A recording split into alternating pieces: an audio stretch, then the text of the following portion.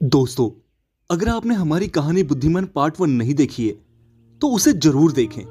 Link description में दिया हुआ है, या आप इसे हमारे प्लेलिस्ट कार्टून स्टोरी में जाकर भी देख सकते हैं।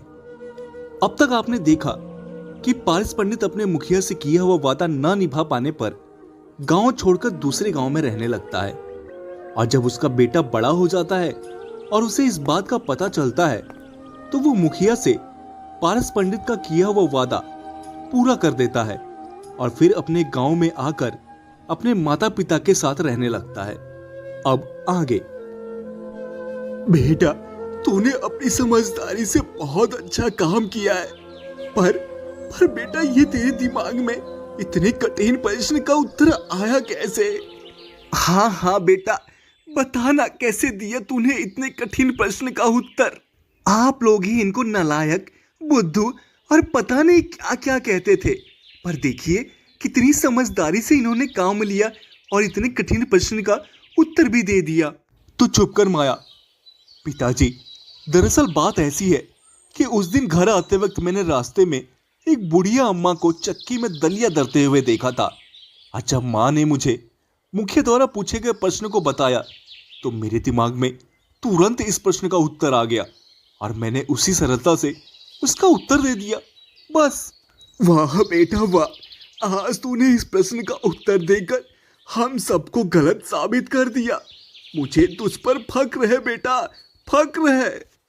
अब मदन के माता पिता मदन से बहुत खुश थे कि उनका बेटा नालायक नहीं है। ये बात जब गांव वालों को पता चली तो गांव में भी मदन की प्रशंसा होने लगी। भाई, मानना पड़ेगा, पारस पंडित के बेटे में दिमाग तो है। जिस प्रश्न का उत्तर बड़े बड़े विद्वान नहीं दे पाए, उसका उत्तर उसने इतनी सरलता से दे दिया, मानो उसके लिए ये प्रश्न गाजर मूली खाने जैसा है। बात तो सही है तुम्हारी। अरे, पारस पंडित के बेटे जैसा बुद्धिजीवी इस गांव में मुझे तो नहीं लगता कि कोई भी है। हर तरफ अब मदन की ही प्रशंसा हो रही थी। पूरे गांव में अब कोई भी किसी काम में फंसता था तो सिर्फ मदन को ही याद करता था।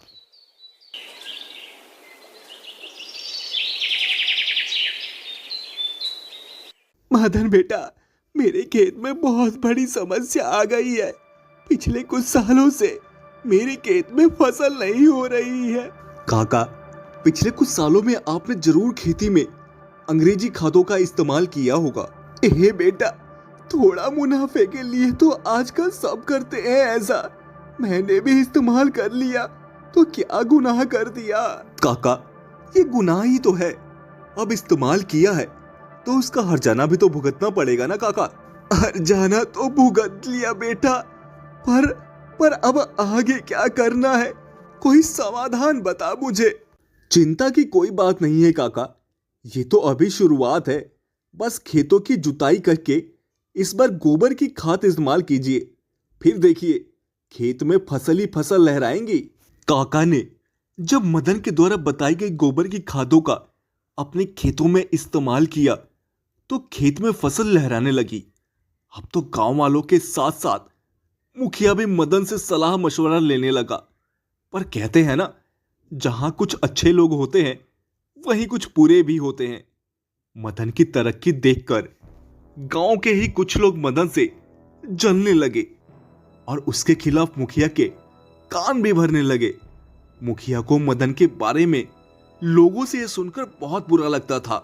मुखिया जी, मदन में ऐसा क्या है जो आप मदन की तारीफ किए बिना नहीं रुकते? हम भी तो मदन जितना ही योग्य हैं। अच्छा, तो तुम सभी मदन जितना योग्य हो तो मेरे प्रश्न का उत्तर क्यों नहीं दे पाए थे उस वक्त? मुखिया जी, जरूरी नहीं कि हर प्रश्न का उत्तर हर इंसान को पता है। ये भी तो हो सकता है कि मदन ने तुक्के में उस प्रश्न का उत्तर दे दिया हो।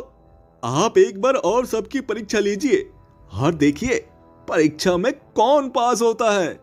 उचित विचार है तुम लोगों का, पर ध्यान रहे, इस बार अगर तुम लोगों में से किसी ने भी सही उत्तर नहीं दिया तो उसे गांव से हमेशा हमेशा के लिए निकाल दिया जाएगा। ये सुनकर रामू और सुरेश बिना सोचे समझे तैयार हो गए। मुखिया जी, आप सवाल पूछिए बस। ठीक है, तो बताओ इस दुनिया की सबसे बड़ी चीज क्या है? सोच समझ कर जवाब देना, वरना अंजाम अच्छा नहीं होगा। मुखिया का प्रश्न सुनते ही रामू और सुरेश हक्के बक्के रह गए और आपस में एक दूसरे से बात करने लगे। और तभी रामू मुखिया से कहता है, मुखिया जी, आप हमें बस एक दिन की मोहलत दीजिए, हम कल तक उत्तर ले आएंगे। बस हवा निकल गई?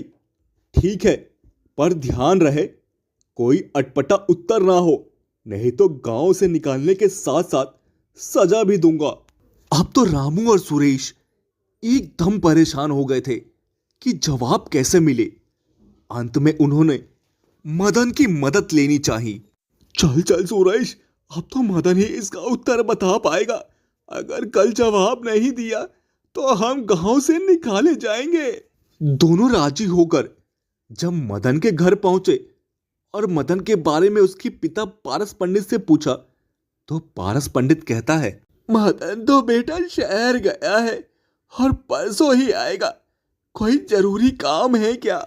हमारा मदन से मिलना बहुत जरूरी है काका। आप बताइए, मदन कहाँ है शहर में? फिर रामू पारस पंडित से सब हाल कहता है। तब इस पे पारस पंडित कहता है, बेवकूफ हो तुम दोनों।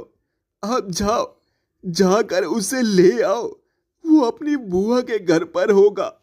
नहीं तो तुम सब कल गांव से निकाल दिए जाओगे।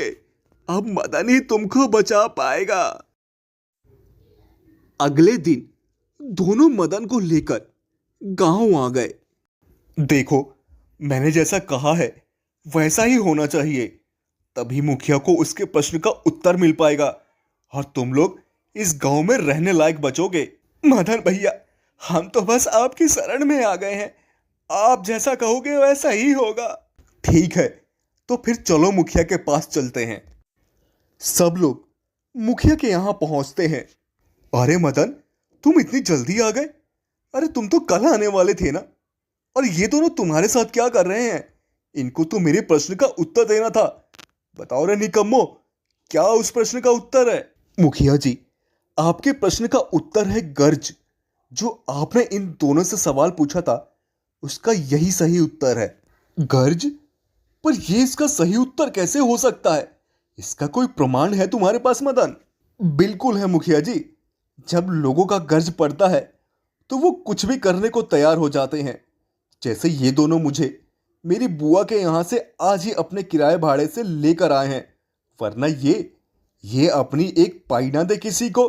इसीलिए गर्ज ही सबसे बड़ी चीज है। मुखिया मदन का उत्तर सुनकर बहुत खुश हुआ। वाह मदन वाह, तूने एक बार फिर मेरा दिल जीत लिया। इस तरह मदन ने रामू और सुरेश को बचा लिया। दोस्तों, इस कहानी से हमें शिक्षा मिलती है कि हमें किसी की योग्यता से जलना नहीं चाहिए, बल्कि उसकी योग्यता से सीख लेनी चाहिए।